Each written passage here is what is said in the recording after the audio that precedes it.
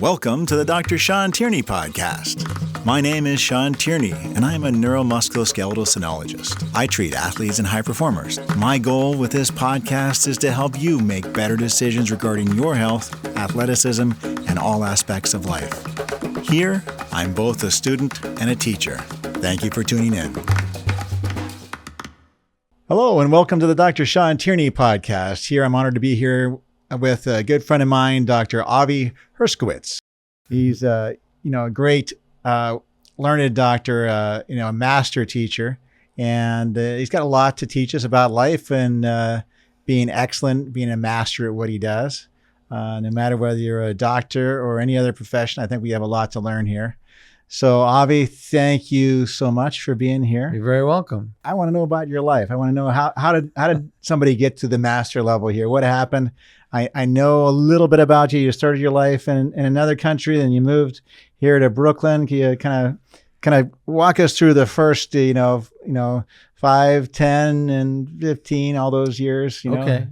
And let's see how this builds out. Right. It's a challenge, yeah. But picture a 5-year-old kid from Israel arriving in Ellis Island. They don't know how to spell Ahvie, which is short for Avraham. And they make up a spelling that no one else actually has in the world. So they spell it a certain way that is unique. I didn't know it was unique at the time. And then I go into basically into like a small Jewish ghetto. It isn't bad at all. There's nothing negative about it. It just explains a relative isolation of the way life was. It was a 10 by 10 block area. Everyone knew everyone else. And we had a family business for which, and when I was 6 years old, I wasn't participating in, but when I was 16 years old already, after grade school, in what's called a religious school called a yeshiva, which is all boys and studying half Hebrew, half English, I started being the window shade boy. Oh, that's good work. The window shade boy is the kid who put up these window shades, like perhaps what you can see in the background. Family business. That was the family business. Yeah. Mother did that. My father was a master shoemaker. In the old days before the war, before World War II, he was apprenticed to someone that actually ended up saving his life because the Germans in the concentration camps were run by Gestapo. And if you remember all the movies, they all loved boots.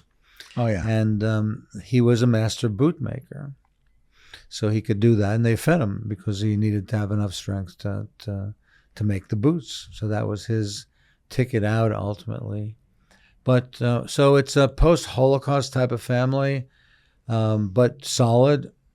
Solid family with an older brother. And I then have to, because my father is more religious than my mom, have to ask for special dispensation from the rabbi, who has a long beard and the fur hats and all that stuff. Yeah.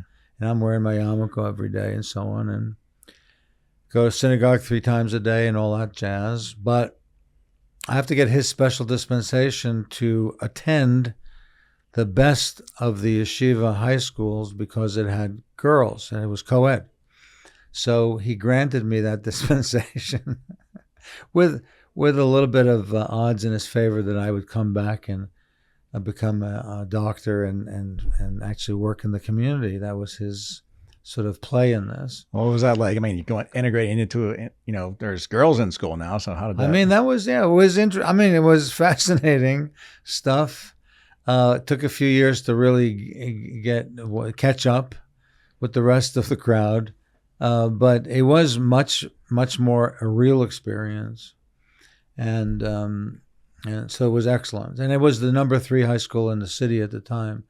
So it was competitive.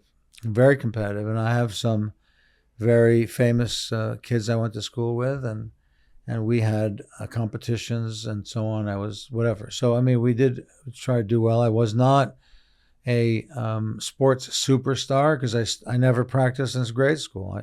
I still didn't know how to bounce a basketball, but I was very athletic.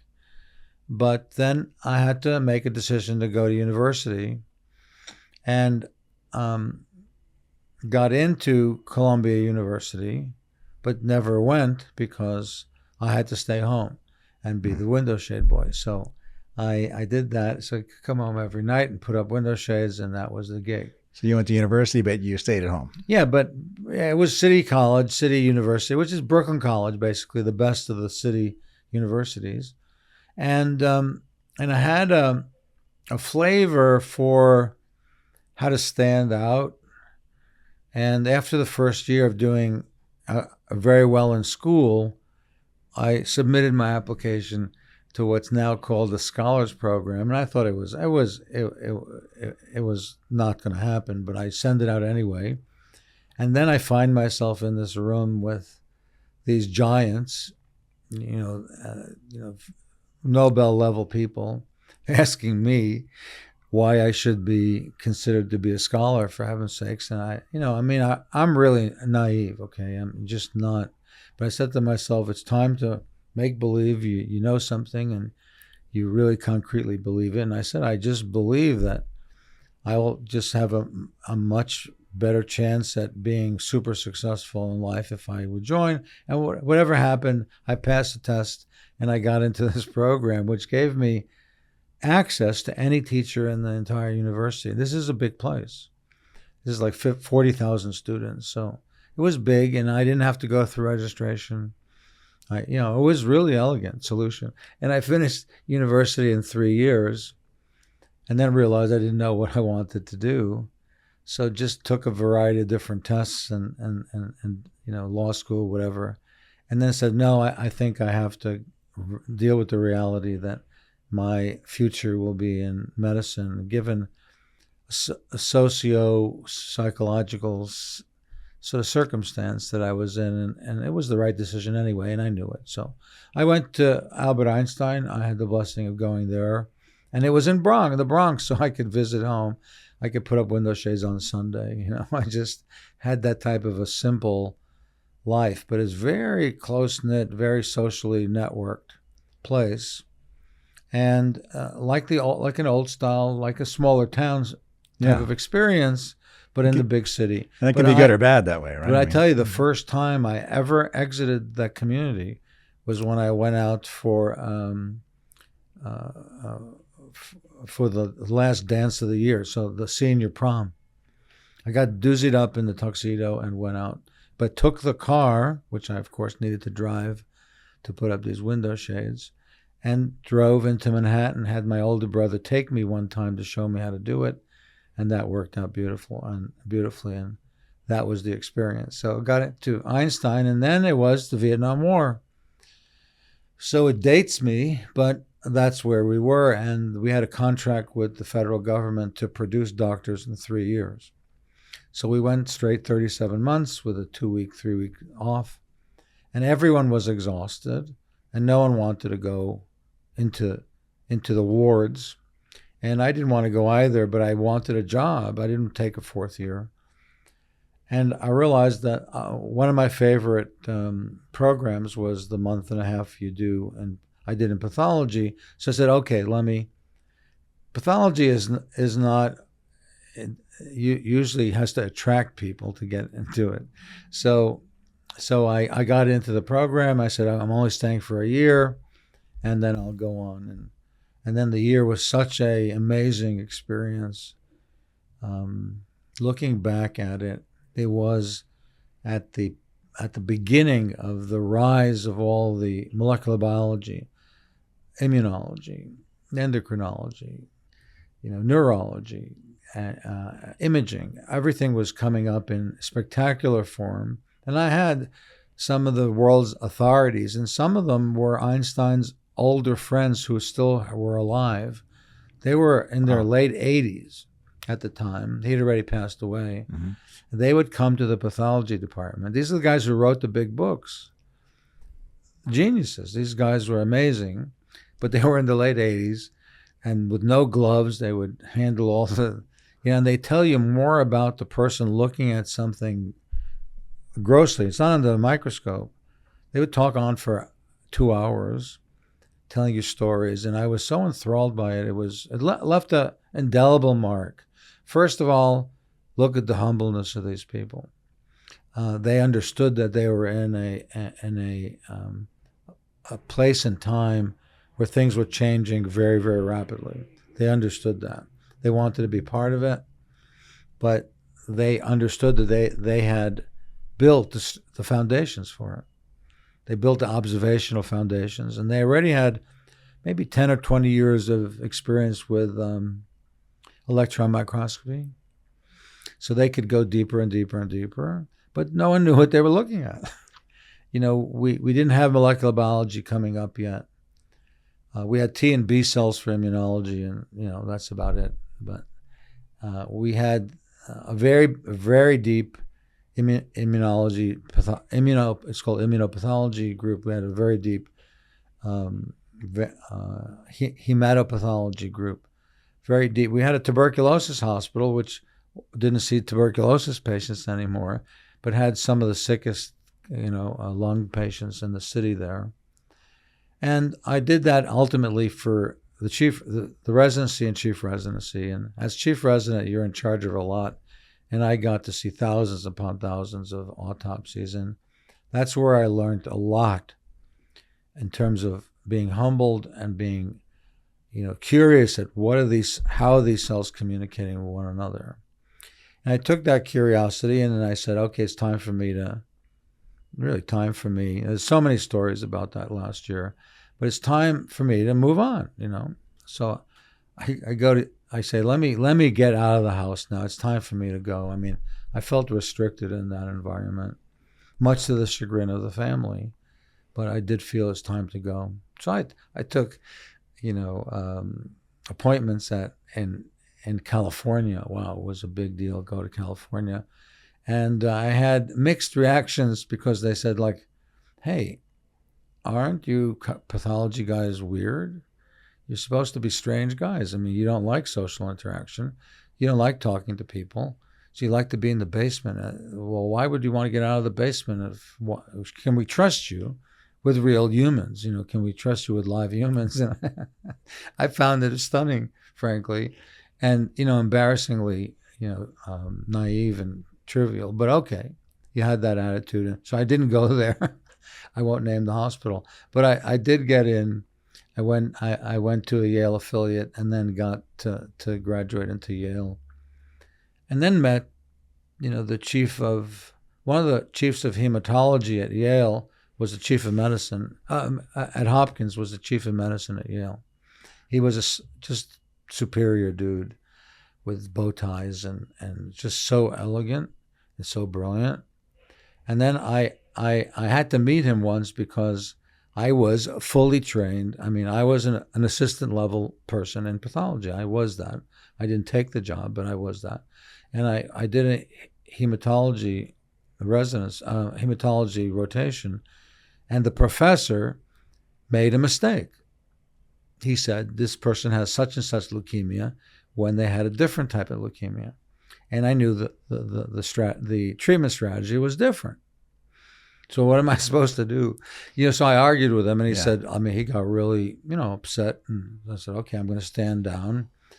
I took the slide with me. I went to the chief of hematology, which was the chief of medicine at Yale. Said, listen, sir, I said, look, here's the arrow. It's pointing to the diagnostic cell that this is the diagnosis, right. Period. Right. This is it. He goes, I agree. I'll take care of it. You just don't get involved. And, so I got over that debacle. But meanwhile, he remembered me when I decided to apply to cardiology first and then to Johns Hopkins. He wrote a letter on my behalf. And he called, I think the number 2 person in cardiology, Bernadine Bulkley, who was a giant in her day. And she was known for her interest in pathology. And I came on board and got a position. Everyone had an MD, PhD. Everyone was from MIT and from Harvard. It was a stellar group, really cool people, all lifelong learners and so on. But I was the kid from Brooklyn College who knew stuff that other people didn't know. but I had to be trained, of course, and 3 years of that. And I wanted to do something special, so I structured something that called the Cardiac Pathology and Immunology Laboratory at Johns Hopkins, across the street in the School of Public Health and Hygiene, which is now the Bloomberg School. It's called the Cardiac Immunology and Molecular Microbiology Lab, which is a mouthful. So we just stick to the other one. And we did work in atherosclerosis. We did work in vascular biology. We did work in transplantation. You must have had like some different perspectives being a pathologist and working in cardiology with what's going on with these plaques and those right. Things of that So nature. the plaque is the big question. Still 40 years later, 30 years later, still the same question. Well, I'll tell you a little story and you'll get my perspective on plaques. First of all, I was fascinated by concepts of people with tremendous stress on their systems. For example, people who died of hematologic tumors had pristine aortas, pristine. It was like they were babies, number one. So when you're cachectic, you can autolyze your own fat. Then you say, well, here's the aorta of a 65-year-old guy, the classical guy who doesn't survive cardiac surgery, let's say. Very bad. And then you have the same thing. It looks the same, but the guy's 102 years old. So there must be a difference. There must be. So let's study it in detail. Let's section 50 sections from it and go through each one really carefully. Let's look at it under the electron microscope. Let's do let's immunopathology, everything. They're identical. But one is in someone who's 40 years older. So that revelation to me was a revelation, saying, I don't know anything about genomics then. We didn't know what we didn't know. But this person has pathways that are protecting him for 40 more years. If that's the case within the people above 100. I mean, if it pans out, and it did pan out. They had massively different lifestyles, but they had the same pathology as everyone else, just delayed. 40 years delayed. And there is the entire field of anti-aging. If you could figure out those pathways and support them, you have a way of challenging the reality of that only 1 in 5,000 people are born that way. So, okay. So I kept that in the back of my mind. I've always kept that in the back of my mind. There's something really important there. Of course, then, genomics was supposed to, that was the time when genomics was answering absolutely everything. I went through HIV, the HIV world, of course, but the genomics ended up not answering everything. So I became assistant professor, associate professor, and then my wife said, "Let's go." She got her doctorate degree in UCSF in San Francisco. Let's go back, and we'll raise our kids there. And that was a deal I couldn't refuse, frankly. So I got a job at Stanford, a job in pathology and in cardiology, and ended up not taking it. I read the New York Times then every Sunday, cover to cover, and there was a posting there. It said, head of research, head of the clinical research at something called Ischemia Research and Education Foundation. I never heard of it. There wasn't an easy Google way to search anything then. We were still using floppy disks, for heaven's sakes. Mm-hmm. It was a different world. And then when you write your NIH grant and you finish it, you finally put the last thing. It's 11:50 at night.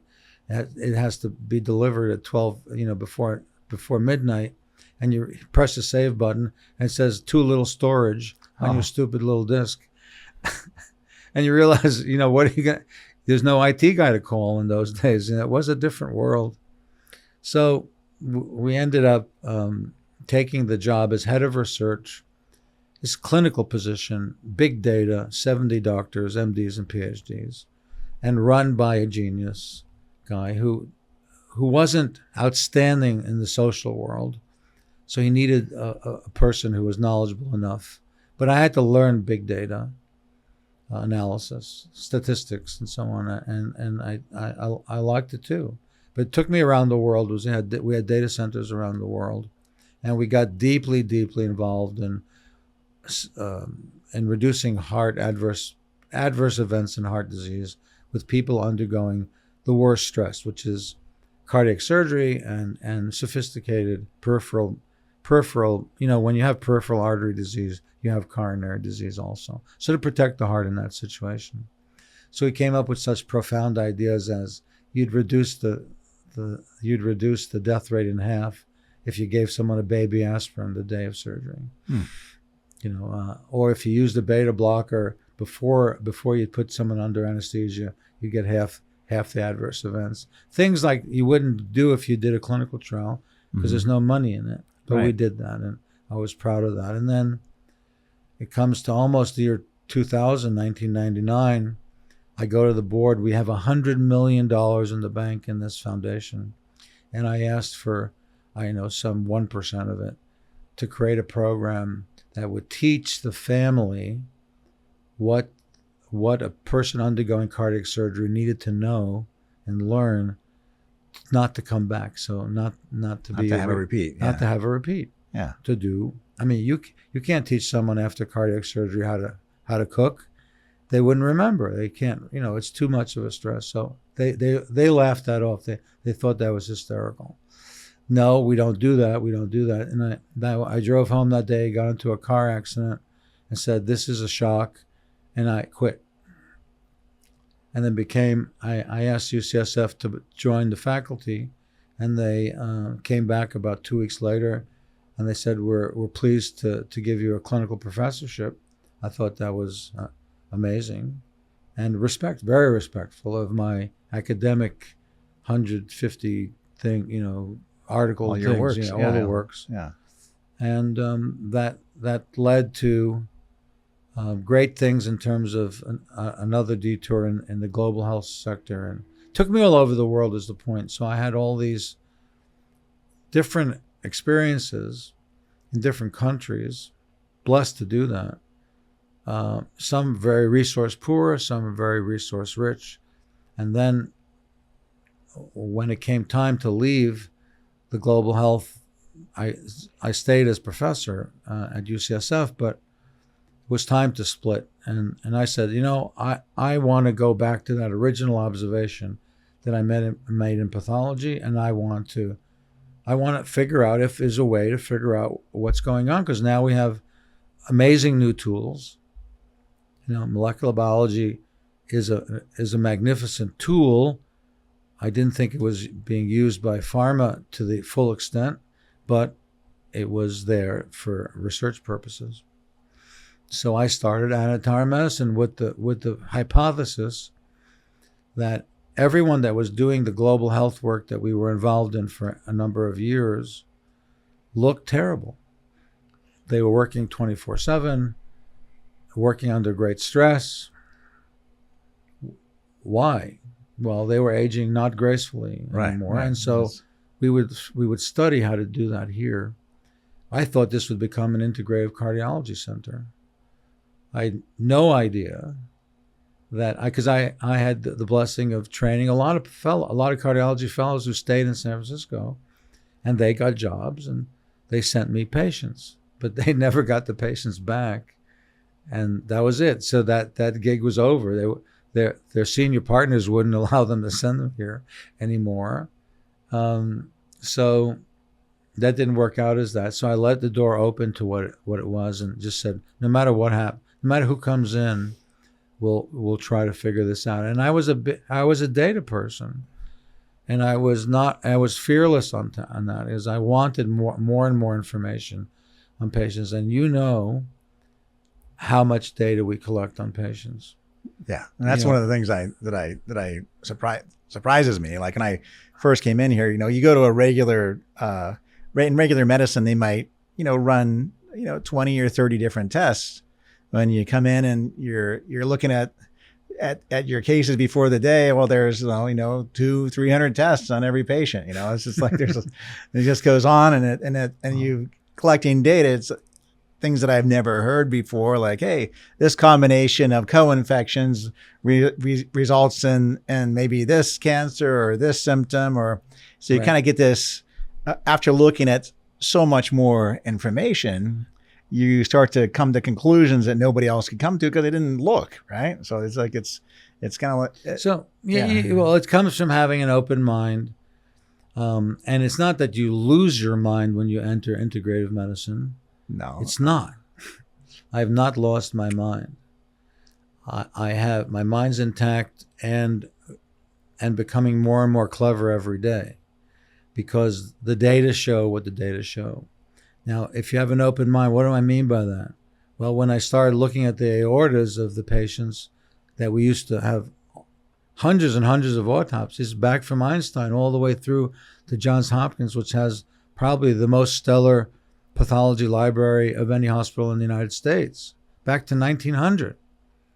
You can pull out a slide from a case and you look at it and you realize that, wait a second, I send this case to my lab. I want to check in my lab. I had a very deep virology lab and a lab that studied autoimmunity. And guess what post-COVID problems are? It's post-infectious autoimmunity, post-viral autoimmune states. Well, you see viruses in the plaque. What are they doing there? You see viruses in the garbage cells and the macrophages that are cleaning up stuff. Yeah, they have some lipid in there, but they also have viruses in there.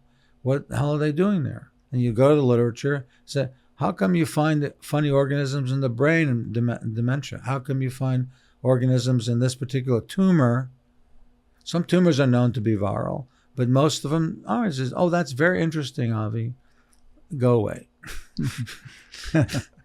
Nobody wanted to know. No one so the fringe, which is everyone's got their thing, parasites are everything and viruses are everything. No, it's first of all, a human being is completely their own case.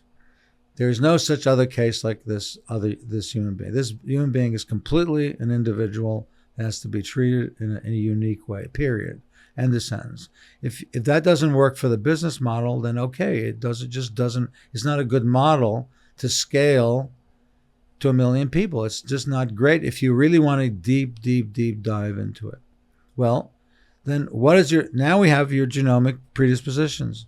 We know what your strengths and weaknesses are, and we know that if we took the 10, and now probably 30 pathways now that have been well studied, that are on, let's say, multiple pathways that can do the same thing for 30 different skills in a person that's living to 100, more so than the rest of us, then you're working with those pathways. And now the biochemists have these pathways elucidated.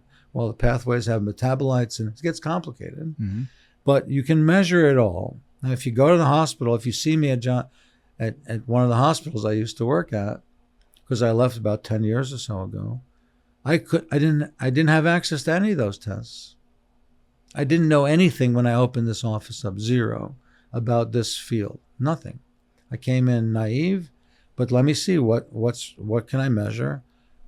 I matched samples of the same. You have 5 different vendors saying the same thing. I'd match them. I'd send them all, and I had outstanding clients that let me do that, because I said we have to figure this stuff out, and I thought it would take around 10 years. Well, now we're 15 years out.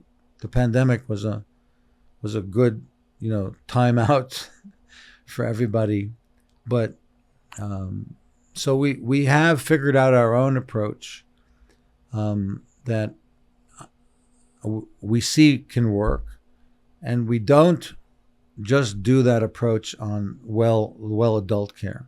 I don't just have a bunch, like you are a strong example of the 99th percentile of health in a person your age.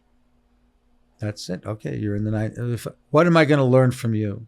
Except you could say, if I ask you to do something and you do it, and it tweaked you a little bit, you could tell me this is good. Right. But you're not going to just get rid of some major disease because because you don't have it, and you're a youngster, so you don't have it. So you have to deal with the ill population in order to learn quickly what can move somebody from a state of ready to fall off the cliff versus getting back and retreat. And that's what you call resilience. Mm-hmm. Yeah. I agree that that's the word resilience. It's some kind of a buffer between you and the environment that's sitting inside your body at that moment in time. And we have to reduce the toxicity. And you have to be a genius to figure out that we're living in a toxic environment. So you have to figure out the 15 different things that you want to reduce your exposure to. Just list them out, study it, and analyze it, and then figure out what is the hierarchy. The hierarchy comes from what, if you have a strength in a certain area, that doesn't have to be the top of the hierarchy. You can give 15 different antioxidants, 15 different ones. What do you think the body's going to do with that? 15 different things trying to do the same thing versus glutathione. The one that works. Okay, the one that's the strongest one, why not try that one? Right. Hello? Why not do that? Oh, I love resveratrol. Okay, well, good. We'll use it. But it may not be doesn't necessarily fit in this model, which is trying to be minimalist, but hierarchically intelligent. Everyone wants mitochondria. Everyone wants that because it's the basis for energy. So, okay, find me an assay. Well, there is no assay for mitochondrial function, so let's make one. So you're working with smart people that know how to do that, and eventually we'll figure that out. And it's not going to take another 20 years to figure that out, and we'll have a measure that's almost the dominant measure of where you are at that moment in time. Peptides, stem cells, they're all going to be part of the future. But the biggest thing I learned probably in the last 10 years is how to use photonic energy, how to use frequencies, how to use lasers, frequencies, talking to cells, producing more oxygen inside your cells simply by exposure to a frequency. Now, are you going to respond better if you don't have mold, if you don't have parasites, if you have a decent amount of vitamin D, God forbid? Yeah, everything is a plus, right? It's just making it easier for the body to respond. Mm-hmm. But I don't understand why even today UCSF and Stanford, amongst other hospitals, still don't order vitamin D levels when we know it increases lifespan, it decreases cardiac disease. It makes everything a little bit better. So why not measure it? Is it because of the $7 that it costs to measure it? No, it's because your perspective is just interested in cardiac. And cardiac, when I taught the cardiology fellows, I gave them a whole binder on, it's called, I forget exactly it was. Once every month you'd have a club meeting and you teach them, here are the articles I want you to read, journal club. I want you to read these articles.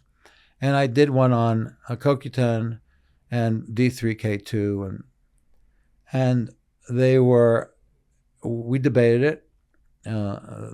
There's always someone in the corner who said, tell me the double-blinded placebo-controlled trials. So we gave it to them because they were there, and that this was proving that these were helpful substances to have. And then for months afterwards, I was waiting for the first time I would see someone order it. And no order, not a single order came from that. They knew that it worked. They knew that it worked, but they're embarrassed to order it. So how does that fit with the oath? The oath is in a sociological context that you don't want to be embarrassed because you're an intelligent person. You don't want to be criticized by somebody. But this is the way it used to be. And the thing that we did that was incorrect was, the correct thing is we won World War II. The incorrect thing is we leapfrogged into the modern era at that point without any recognition of anything in the past. So vitamin, come on. What does a vitamin have to do with anything? Well, it's a regulatory hormone. It's not a vitamin. Right. It has hundreds of pathways. So instead, we developed drugs for global health, okay? We were the only nonprofit, my wife and I founded, the only nonprofit pharmaceutical company in the world with the funding, majority of funding came from the Bill and Melinda Gates Foundation. Now you go work for them and survive, and you'll know what hard work is. Yeah.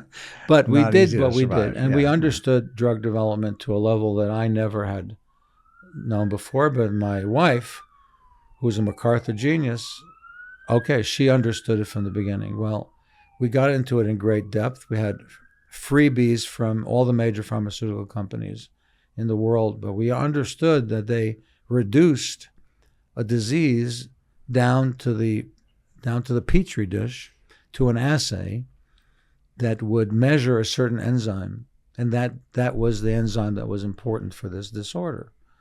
And that's true, except that that enzyme is linked to thousands of other enzymes in the whole map of the cell, but it's not studied that way. So that you can end up with something that works, but with a long list of adverse events. So there's kind of an excessive amount of focus. Everybody's focused on this little piece. When you to see the truth, you got to look at the little piece and then look out really wide and back in. So you're looking at all different aspects. What's the infection? What's the health? What's the state of this person? What's going on with these chemicals, and how do they interact with each other, and how do they interact with different systems in the body? And so it just becomes something that, only a really humble, free thinker is going to not give up on, it seems like, right?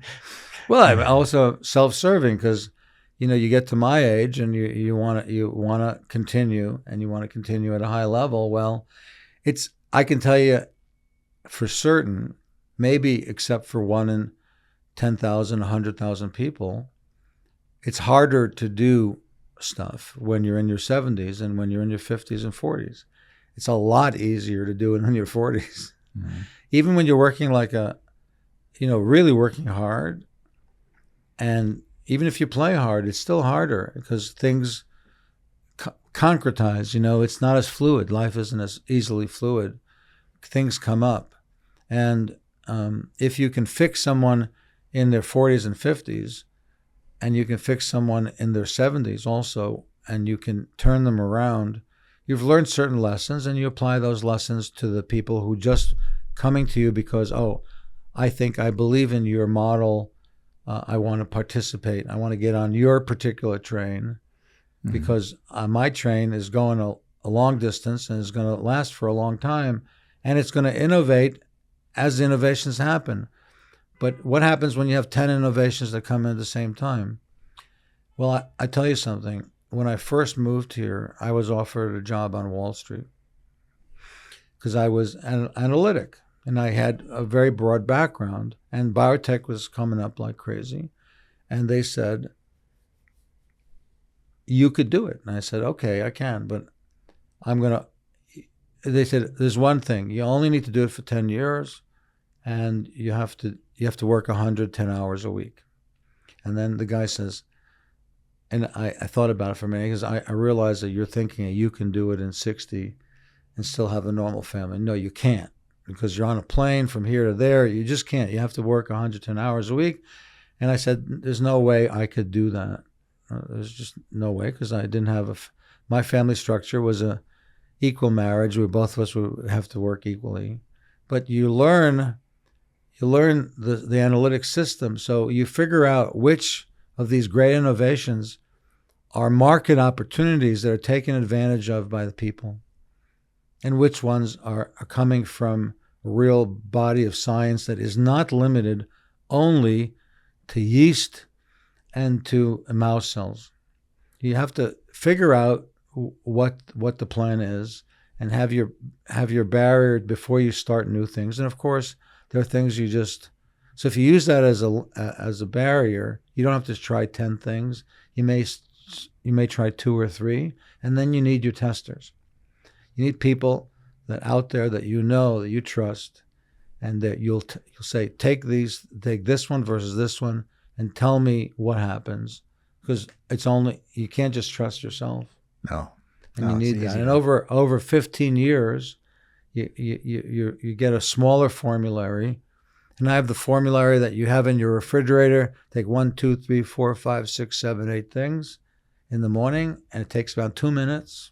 Some people, and you have to, there's little syrups, but some people hate syrups. They only want tablets. Well, this one takes 6 tablets. That's no good.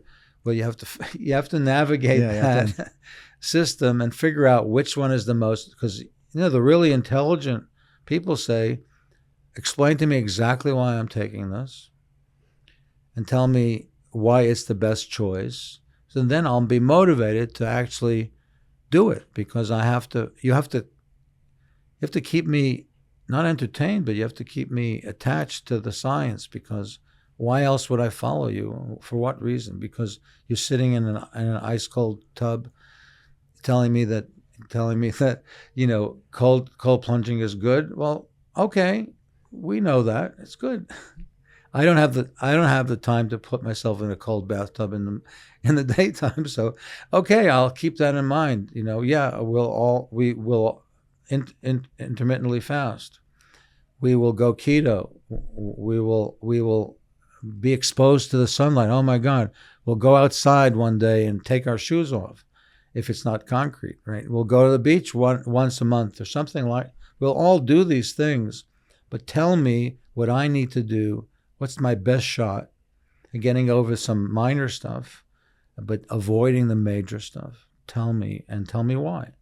Explain it to me. So come up with, I always thought it would be a health map. It would be something that you could tag these different pathways, and then when you click on the pathway, it would explode out. And then you had another 20 different boxes, and you hit the 20 boxes, they would explode out.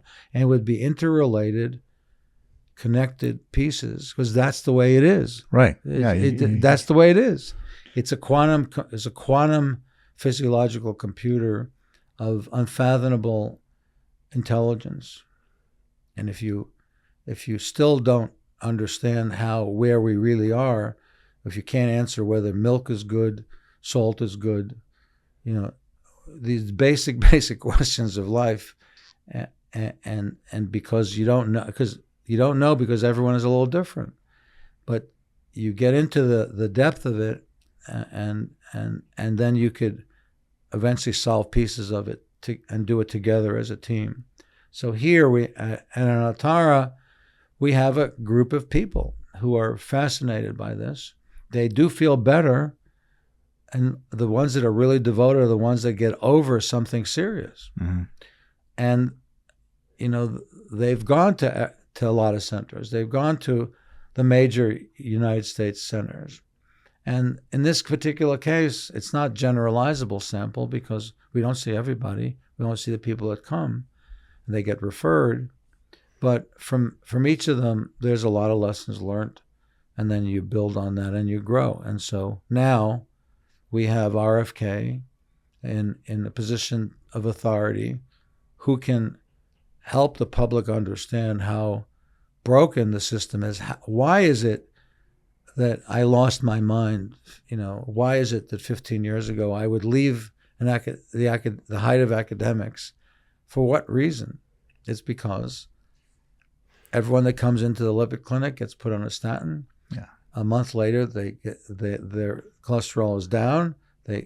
We say that good news. A month later, it's back up again. We give them double the dose. A month later, it's down. Then a month later, it's up again. We give them the third dose. Give them the highest dose. Yeah, and we give them the second drug, because it doesn't deal with the issues. It doesn't really deal with the recurrence. Is okay for the business model, but it's not good for the person. Yeah, and you're okay with saying what we're doing isn't working. What we're doing isn't working. And there's got to be a better way, and keep searching, for a better way with an open mind. You're not pushing in any direction. Like you just want to see the truth. So I see that, in I think innovators. I think it's one of the things that I'm not sure if this is true to you or not, but I see like, hey, you started out with a different perspective. You were a pathologist, then you became a cardiologist, and you became a developer of pharmaceuticals. You became a developer of, more advanced medicine. But you have the attitude where maybe what we're doing isn't what the best thing. Maybe what we're doing isn't working like we need it to.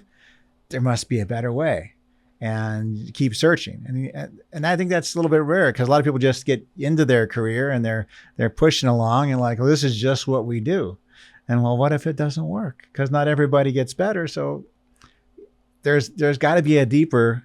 There's got to be a deeper level, and you keep reaching for that deeper level, and consistently, and before you know it, you're an unintentional leader. You didn't say, I got to be the leader. You said you are a leader in the field, but you're a leader because you're curious. Your curiosity has never gone away. And both you and I, both love what we do. Yes. Yes. Not maybe when we're criticized by a medical board, but we love what we do, and we're passionate about it, because we know it's our version of seeking a better life for everybody, including ourselves and our family. And then you have to collect people to work at your center who are equally committed to this, who equally understand that if you're brave enough to come into an integrated environment, you're brave enough to go into a hydrodissection lab when your friends don't know what it means, and you have to explain it to them. And half your friends will say, oh, I don't know why you're doing that. You just have to go have surgery on your back. And, you're taking all that, you're realizing that these are special people that are coming. So, you want to treat them with respect. And they have respect for you. You have respect for them. It's a mutual thing. And eventually, we have people cleaning themselves up. It's, I have to give Trump credit. He's the concept of cleaning up the swamp, So, but it's our own terrain that's fundamentally accumulated an extreme level of toxicity that's multifactorial, that can get some of us on top of a hill that's really ready to fall over. And you don't want to be there. You want to be way, way, way lower. But it takes systematic time. It doesn't happen overnight, but it doesn't need to. The amazing, amazing, amazing thing, you read, microplastics are in everything, and God knows what the hell is growing on our skin, and this is associated with that or this. But the body continues to literally work on many patients until the person just drops. It's remarkable. Now you could tease out, there was a signal before, there was a signal here, and you ignored it. You can tease that out sometimes, but sometimes I just have the healthiest person, really interestingly healthy person, knowledgeable, eating a certain way, doing exercising, who gets, hello, I have some belly pain, I have end-stage pancreatic cancer. But it's working until that point, and it's remarkable that it's intelligent enough to do that. To compensate. So if we could get real early cancer detection, because that's the one thing you just don't want in your life, completely no, I'm not interested in this. I need to get this I need to remove that risk, which is 1 and 2. Wow. Need to remove that risk and get the right tests involved. Now we have the new ctDNA tests for the blood biopsies, so to speak, which are getting better and better and better. Well, then you're given a golden ticket. Mm-hmm.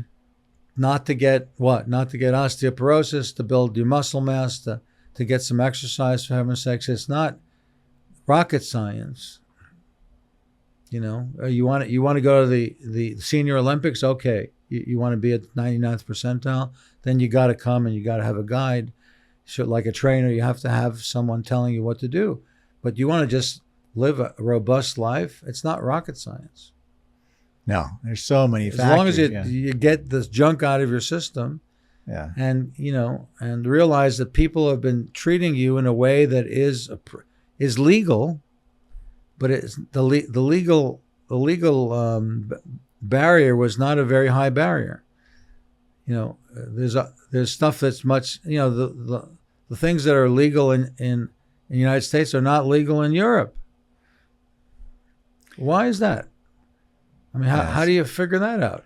Right. I mean, so we're more efficient in what we make. We have more people to feed and so on. But it's not inherently, it's not true that what we're fed and what we're given has a very high barrier to success from the health side. Is it healthy or not? We have nothing like that I'm aware of seriously in the United States. Yeah, there's no barrier to say that maybe what you're eating is not good, and there's almost a pressure to get to be tough and eat whatever, in some areas, so it's a challenge. And that's a shocker to me. A shocker to me is, listen, I have all the money in the world. I go every year to the Mayo Clinic. I know I'm completely healthy. Well, I know how many people we've had where they say, "What is this guy crazy? He's telling me I have 12 things to worry about, but every year my tests are fine." I said, "Well, there's nothing predictive in the test. Not trying to predict anything." Yeah, that system. The 10-year survival of people like you is an average of people like you who have no predictors. Right. So some people live 30 and some people will live 3 months. So which one would you rather have? So now there are new entities that say, take my 120, take my 120 blood tests that, hopefully will be a pinprick, so make it as easy as possible. Well, you don't have to make it so easy. Someone could take a simple trip to a doctor's office and figure out the risk of dying in the next 10 years. Why is that such a barrier to success? It doesn't have to be, and yet it is in terms of payments from insurance. It's a barrier. It is in many ways that the system doesn't click on until you're in big trouble, right? And it clicks on if you have an injury when you're young, and that's kind of what we're used to. Like, hey, we got young, I got an injury, I go to the system, it clicks on, and it takes care of me for the most part. But then as we get older, it's like, hey, check me out, I want to be healthy. And it's like, nothing really clicks until you're really not, right? And then so that what we have is, people like you that are developing, ways to sense and to have the system, at least a system, click on to awareness that, hey, you're going really the wrong direction and we can pull you out of this. You don't have to go there. And not be really behind the 8 ball. When you go out in the street here in San Francisco, out the door, if you went to the porch right next door to us, you overlook Van Ness Avenue, which is one of the busiest avenues, you're going to see probably over 10 minutes, you're going to see 25 Waymo cars. 25 of them. They're used. They're all over the place. They're like reproducing. Okay. Mm-hmm. And this is mind-boggling to me because the ability to do that, and now they're good. They're okay, not mucking up traffic, so on. Well, if an entrepreneur without barriers can accomplish that with thousands of employees, very hardworking, why are we stuck with the same system that I learned in 1977? What? Why are we doing the same stuff? Yeah, the barrier to get new technology. I got new stuff, but is it really new? Yeah. Is it really, really new? And then stop telling 40-year-olds in ice baths telling us what to do to age gracefully. I don't like it. I mean, you teach me it's not something, realist. But put on a shirt. Put on your shirt so I can talk to you man to man, or you talking to me man to man, or whatever. Right? Because I have a lot of intelligence, but have a little, pride and a little, grace, humility. Yeah. You got the haircut. We know that. You got that straight. But when we had Dr. Mercola and I were on the podium once, 3-4 years ago, and he lives a very pristine life. And at the end, we just both spontaneously looked at each other, said, how are we going to show the audience that we're of the same ilk? He had a short sleeve shirt on. I had one of these long sleeve ones. I rolled it up, and we both showed our muscles. And that was how we, okay, that was enough. We didn't need more than that. Okay, well, you don't have to only listen to bodybuilders. I mean, you have to, but you sift through some intelligence about it and choose your partner and understand that this field is just emerging, and realize that if you're in it for the long run, you're then potentially living in the best time ever. That's amazing. All right. Well, thank you very much. You're welcome. It's my great honor working with you and learning from you and being your friend. So thank you. Thank you.